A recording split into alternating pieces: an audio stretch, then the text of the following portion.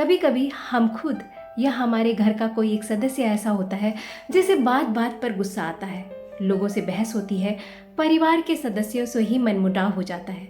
आखिर इस समस्या का क्या इलाज है? सुनाती है कहानी फादर्स रीडिंग ग्लासेस, जो सुधा मूर्ति जी की किताब something happened on the way to heaven से ली गई है। कहानी की लेखिका विभा लोहानी के बेटे की ये कहानी है। उनका बेटा कहता कि मेरे 50 वर्षीय पिताजी सरकारी कर्मचारी थे। उनके 2 चश्मे थे, एक दूर का और एक पास का। 80 के दशक में ऐसा ही होता था। किशोरावस्था में मेरा बगावती व्यवहार मेरे परिवार के लिए बहुत बड़ी समस्या था। उससे भी बड़ी समस्या था मेरे पिताजी का चश्मा, क्योंकि जितना मुझे गुस्सा आता था उससे कहीं ज्यादा मेरे पिताजी का चश्मा खोता रहता था, जिसे हमेशा मैं ही ढूंढ कर लाता था। 5 सदस्यों के परिवार में मैं सबसे छोटा था।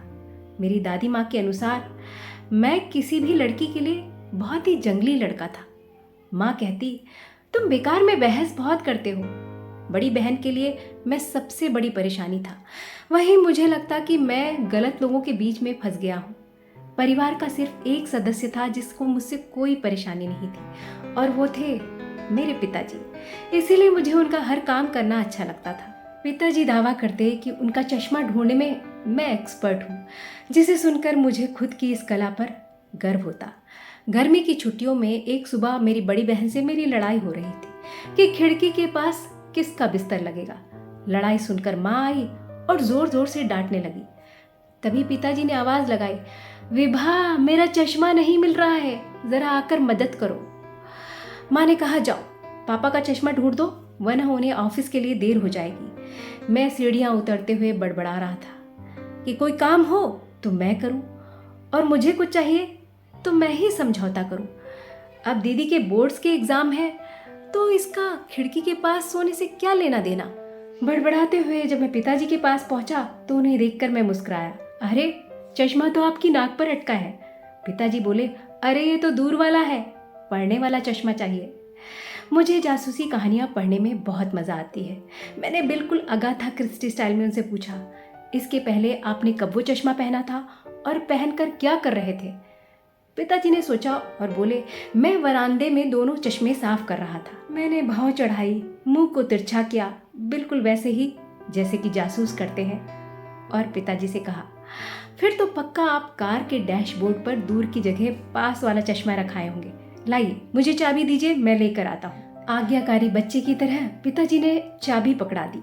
चश्मा वहीं मिला जहां मैंने सोचा था। मैंने ला कर दिया तो पिताजी ने पीठ थपथपाई और कहा, बिंगो, ये तुम कैसे कर लेते हो? मैं भी वहां गया था, मैंने भी वहां देखा था, मुझे तो नहीं मिला। मैं मुस्कुराया। अब तक माँ किचन में जा चुकी थी। कमरे में मैं लड़ाई पूरी करने पहुंचा तो देखा कि कमरे का नक्शा ही बदल चुका है। बहन ने अब दोनों बिस्तर दीवारों के सहारे लगा दिया था। खिड़की के सामने अब स्टडी टेबल लगी थी और खिड़की पर मोटा पर्दा चढ़ा हुआ था। अब उसका लड़ने में कोई इंटरेस्ट नहीं था। बीतते वक्त के साथ पिताजी के चश्मे ढूंढने का मिशन बढ़ता गया। कभी वो दादी की दवाई की ड्रॉर में, कभी वॉश बेसिन पर, तो कभी कभी रेफ्रिजरेटर के अंदर मिलता। एक दिन तो पिताजी का चश्मा इतनी बार खोया कि माँ ने चश्मे में चेन बांध दी कि अब वो उनके गले में लटका रहे। पर 10 दिन में ही पिताजी ने चेन को इतना खींचा, इतना एडजस्ट किया कि वो टूट गई, और उसी शाम पिताजी ने फिर से चश्मा खो दिया। पिताजी बाकी सामान तो ठीक से रखते थे, सिर्फ चश्मा ही खोते रहते। कुछ सालों बाद बड़ी बहन दूसरे शहर आगे की पढ़ाई करने चली गई। अब घर पर माँ की मदद करने के लिए सिर्फ मैं ही था। एक रविवार माँ ने कहा, अभी होमवर्क कर लो, शाम को मेहमान आने वाले हैं। मैं एक नॉवल उधार लाया था जिसे अगले दिन वापस करना था। मुझे किताबें पढ़ने का चस्का था। अब होमवर्क ने बैक सीट ले ली और नॉवल ने पहली। शाम को माँ ने जब किचन में मदद के लिए आवाज लगाई, मैंने चिल्लाकर कहा, मैं अभी होमवर्क कर रहा हूँ।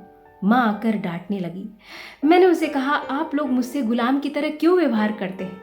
सीन बड़ा होने ही वाला था कि तभी पिताजी ने आवाज लगाई, विभा, मेरा चश्मा नहीं मिल रहा है, जरा आकर ढूंढने में मदद करो। मैं दौड़कर पिताजी के पास भागा, क्योंकि इस समय तो पिताजी को मेरी जरूरत थी और मुझे माँ की डांट से बचने के लिए पिताजी की जरूरत थी।